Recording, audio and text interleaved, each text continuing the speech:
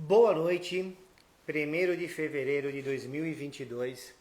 Estamos começando, a nossa live de perguntas e respostas, como toda primeira terça-feira do mês, a gente faz. Já estou colocando aqui para poder acompanhar as perguntas, lembrando que tem um certo delay, da hora que vocês mandam e que eu consigo olhar aqui. Então hoje não temos nenhum convidado, estou aqui à disposição. Oi Cíntia, boa noite Sanzinha, à disposição para a gente estar respondendo aí as perguntas. Eu respondo as perguntas na ordem que elas forem chegando. Doutor Gianluca também na área, boa noite. Cássia, boa noite. E estou aqui aguardando a primeira pergunta. João, nosso jornalista, o João Negromonte, me dá um sinal aí se está tudo certo com o som. E se quiser mandar já alguma pergunta aí, pode mandar. Ou quiser comentar alguma coisa sobre as matérias do Sechá. Hoje teve a matéria sobre a malária e o THC, muito interessante. Eu não sabia dessa parte histórica. E olha que eu gosto dessa parte de história da utilização da ferramenta terapêutica da cannabis. Parabéns, João, pela matéria, foi muito interessante. Vamos falar sobre o efeito da cannabis em paciente com câncer. Quem está perguntando é a Cíntia. A Cíntia ela é a nossa odontóloga aqui do SEC. Então, a gente tem duas formas de utilização da cannabis em pacientes oncológicos. A primeira se refere a náuseas, vômitos, efeitos adversos que a quimio ou a radioterapia podem estar causando, e com isso, muitas vezes a gente tem aí um abandono do tratamento por conta desses efeitos. Então, a primeira indicação para o uso da cannabis em paciente oncológico é essa. A outra indicação é para tratamento do déficit de afetividade.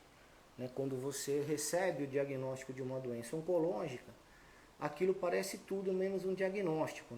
A impressão é que aquilo é uma sentença. Então, a pessoa dá uma baqueada, não é uma situação fácil de lidar. E os canabinoides auxiliam também nesse momento para ter uma melhora. Relacionado reduz realmente tumores cerebrais, como os gliomas, o glioblastoma multiforme. Existem diversos trabalhos feitos em locais diferentes do mundo, que estão avaliando essa possibilidade, e os primeiros resultados nos parece que são bastante promissores. Mas ainda precisa de mais pesquisas para a gente fazer uma indicação para o tratamento oncológico. Então, eu acho que só pelo fato de tratar o transtorno de afetividade e tratar os efeitos da quimio e da rádio, já é a melhor indicação. Se tivermos ainda um benefício na doença oncológica, é um plus e com certeza será bem-vindo. O João respondeu aqui tudo ok. Vamos descendo para a gente ver se tem mais alguma pergunta. Tem aqui do João.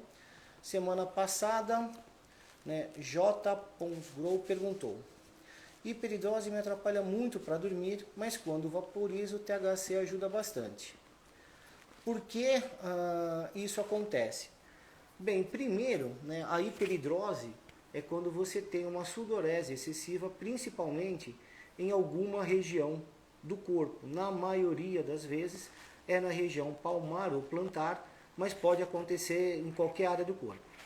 Um dos efeitos que o THC faz que reduz essa hiperidrose é porque você fica mais calmo. A hiperidrose, ela piora conforme a ansiedade. Para algumas pessoas, o próprio CBD auxilia, mas o THC ele tem um efeito muito melhor. Mas THC não é ansiogênico e CBD ansiolítico? Não para todo mundo. Então, normalmente a gente começa testando com óleos com mais CBD do que THC e depois a segunda forma, a segunda tentativa é justamente o contrário, quando a gente começa a usar mais THC do que CBD. O Yubil gostaria que meu pai tivesse tido essa chance. Meus sentimentos, né? Mas vamos ajudar o pai de outras pessoas a ter essa chance, difundindo esse conhecimento. Tá? E obrigado aí pela sua participação e por dividir, né, isso com a gente. Assim, Eduardo, psiquiatra, boa noite, Eduardo, colega psiquiatra aí.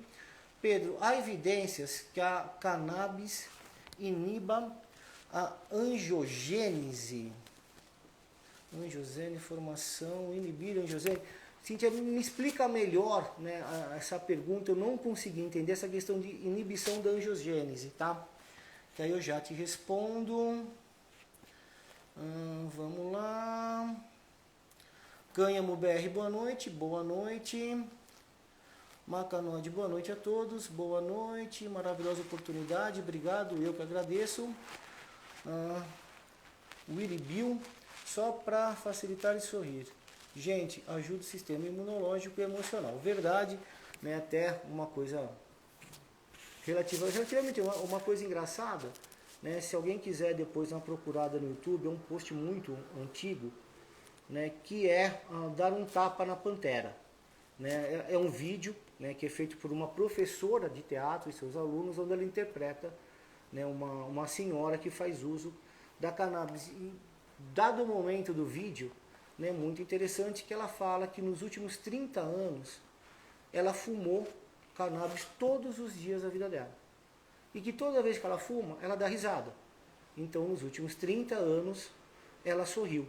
Né? Então, a pergunta dela, será que a cannabis me fez feliz, porque eu estou dando risada todo dia há 30 anos, ou eu já era feliz e por isso conheci a cannabis? Quem não assistiu, tapa na pantera, recomendo. Pode ajudar pacientes com síndrome do pânico? Pode sim, já pode ajudar bastante, principalmente o canabidiol. Né? O THC muitas vezes ele pode piorar essa sensação de pânico. Né? Para alguns pacientes o THC ele é ansiogênico e para isso os testes genéticos nos auxiliam muito para a gente ter uma ideia, né, de qual paciente vai se beneficiar e qual paciente pode ter mais riscos ou mais efeitos colaterais com o uso do THC. Gratidão, uma honra para mim, imagine, né? A gratidão é nossa aqui do Sechar. Eu acho que estou falando certo, Willy Bill, né, em estar com vocês aí participando, vocês estão doando seu tempo, né, para estar nos escutando, isso é um prestígio muito grande. Então, eu, Pedro Pierro e o Sechar, que te agradece por isso. André, Lorazepam 2 mg, Torval 500 mg, Desvenlafaxina 100 mg, Quetiapina 300, Remerol 30. Outros fitoterápicos. Pode ter esperança de iniciar o tratamento e deixar os alopáticos? Mira, assim, né, a nossa ideia, tá, não é uma competição entre medicações alopáticas e canabinoides. Né? A nossa ideia é que o paciente esteja bem. Né? Se para a gente conseguir isso, a gente vai usar canabinoides, né, e um pouco de alopatia, eu não vejo problema nenhum. Né? Alguns pacientes conseguem sair de todas essas medicações, né, mas não são todos. Então, assim, o objetivo é que o paciente esteja melhor. Né? Uma brincadeira, respeitando todas as religiões, tá, é que o nome do santo não é o mais importante, e sim que o milagre aconteça. Se é por conta da cannabis, pela redução das medicações, o importante é o nosso paciente estar bem, feliz, com qualidade de vida. Vamos lá, mais uma do João, pergunta de JC Agricultor. Já existe alguma pesquisa sobre benefício da cannabis para os cardíacos, principalmente nos casos de miocardite dilatada? Bem, miocardite, toda vez que a gente tem, né, esse it no final, né, é porque existe uma inflamação. Então, os canabinoides, eles são excelentes anti-inflamatórios. Né? A formação dos endocannabinoides, eles acontecem através da degradação de um ácido chamado ácido araquidônico, né? E quando esse ácido ele sofre uma ação enzimática, é que nós vamos ter as formações dos endocannabinoides, 2-AG, anandamida e por aí vai. Nossa, eu derrubei a água aqui e fiz um estrago.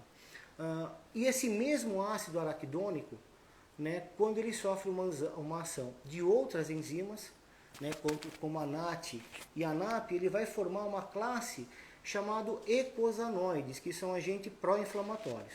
Então, só o fato de ter esse IT, os canabinoides estão indicados. A questão da dilatação, né, precisa saber assim, qual foi a causa dessa dilatação. Né? É uma insuficiência cardíaca congestiva, está relacionada à pressão alta, doença de Chagas, aí são N motivos, né, que podem ocorrer. Eu não conheço nenhum estudo, né, que os canabinoides melhorem essa questão da dilatação. Tá? Vou até, aí João, dá uma anotada aí para depois a gente tá procurando isso. Mas para miocardite sim, tem toda a indicação. Vamos lá. Eduardo, doutor, fiz uma pergunta no balão. Eduardo, repete a pergunta aí.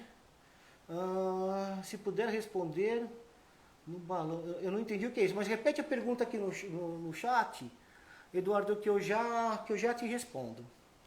Cássia, cannabis nas crises do pânico. Você teve resposta em pacientes? Sim, principalmente com o uso, né, do CBD e do CBG. Né, o THC, né, para casos muito bem selecionados e não como a primeira opção. Tá? Mas sim, tem uma boa indicação. O William, perfeito, William. Super fã faz tempo, eu que agradeço. Né, até outro dia eu fui num show do Vintage Club, né, eu estava assistindo lá o show, apareceu lá, né, uma pessoa super bacana, falou, pô, você não é o Pedro? Eu falei, sou. Qual é o sobrenome? O Pedro Pierro. Falou, nossa, te acompanho nas lives, não sei o quê. Cara, eu fiquei assim, na hora eu até fiquei meio sem graça, não sabia o que fazer, né, mas fiquei assim, super feliz, né, de ser reconhecido, jamais imaginava que isso pudesse acontecer, né, então, obrigado aí, William, de você estar aí com a gente, de apreciar o trabalho meu e do Seixá, muito obrigado.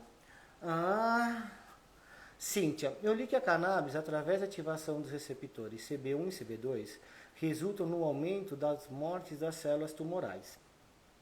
Aí ela diz que os componentes canabinoides podem reduzir o crescimento do câncer. Então talvez você esteja falando da diminuição da angiogênese em tumores. Né? A formação de novos vasos em tumores, que isso facilita o crescimento deles. Já li sobre isso, tá? Mas não acho que exista uma robustez para a gente poder afirmar isso como uma indicação.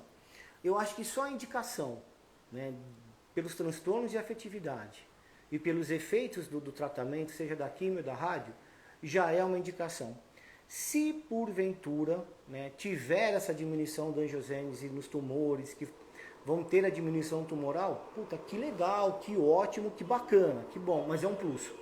Né? Eu não receitaria, eu não indicaria para um paciente, olha, toma que vai diminuir. Não, né? Mas a gente torce, né, para que isso aconteça, inibindo assim a angiogênese. Agora entendi, Cíntia, a pergunta.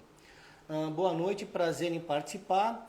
A Marli Machado, muito obrigado pela sua participação, mas por favor mande uma pergunta.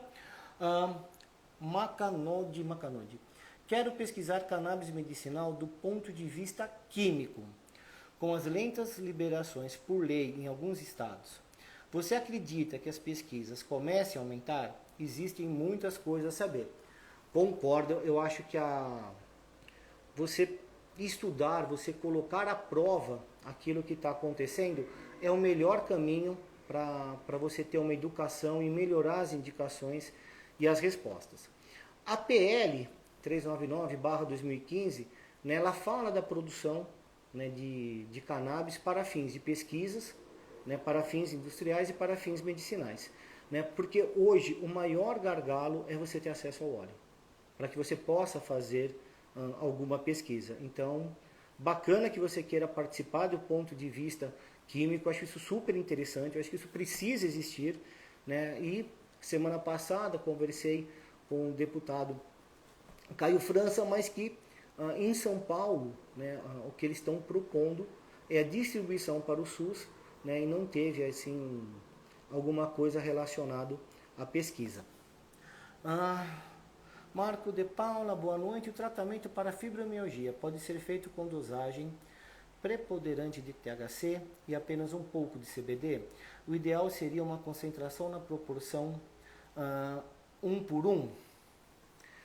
Nós temos um sistema endocannabinoide no nosso corpo que ele produz, né, canabinoides e ele trabalha com os fitocannabinoides. Tem pessoas que metabolizam de forma muito rápida o CBD, né, por exemplo, e vamos imaginar, tá, hipoteticamente, uma pessoa que metaboliza muito rápido o CBD e lento o THC. Para essa pessoa a gente vai precisar de uma proporção de THC menor. Uma vez que o CBD e o THC eles competem pelo mesmo receptor, você consumindo muito rápido o CBD, né, você vai ter mais THC circulante por mais tempo, então vai precisar de uma proporção menor. Agora vamos imaginar o contrário. Uma pessoa que queima muito rápido o THC e de forma muito lenta o CBD. Aí para essa pessoa a gente vai precisar de uma concentração maior de THC. Então isso é muito individual, não existe uma fórmula mágica para se falar assim, é melhor isso ou melhor aquilo. O que a gente pode assim extrapolar um pouco é que o THC para dor ele é muito bom, porque ele faz uma dissociação de dor e sofrimento, né? E o sofrimento é uma coisa muito frequente no paciente fibromiálgico, porque é um paciente que tem dor, ele tem dor crônica, os exames normalmente não apresentam nada e ele fica numa situação muito difícil, porque muitas vezes ele até começa a desconfiar, né, se realmente ele tem toda aquela dor ou não. Isso leva a um aumento do transtorno de afetividade. O THC pode estar ajudando nisso, tá? William, vocês são inscritos, respeito, tratamento sobre o assunto com responsabilidade. Obrigado, William. Native. Meu nome é Fernando. Doutor, você tem uma opinião sobre a qualidade dos produtos importados, principalmente que são feitos de cânhamo industrial e não possuem certificação GMP? Obrigado. Infelizmente, nós não temos ninguém, nada, né, que faça uma validação, que tenha um selo de qualidade para falar assim, olha, esse produto é bom, esse produto não é. Né? Isso não acontece somente no Brasil. A gente tem, né, alguns órgãos fora do país que, né, o Cannabis Validation, tem um outro que fala mais da parte ecológica. Então, assim, é uma dificuldade muito grande que nós temos nessa questão. Acho que precisa ter um selo de qualidade para isso, né, para mostrar que, olha, não tem metais pesados, não tem contaminação por agrotóxicos, pesticidas, organofosforatos. Enquanto a gente não tem essa validação por um órgão independente, né, eu acho que cabe, né, ao médico que vai prescrever essa ferramenta terapêutica, que é o uso medicinal da cannabis, que solicite para a empresa todas essas formulações. Eu costumo fazer isso, né, na clínica onde eu trabalho, aqui no SEC, isso é feito de forma rotineira, e aquelas empresas que não apresentam, né, a gente evita de estar prescrevendo. Quem no Brasil pode fazer as certificações dos extratos? Existem alguns laboratórios que testam os extratos e vai te falar assim, olha, esse extrato tem X% por ml de CBD,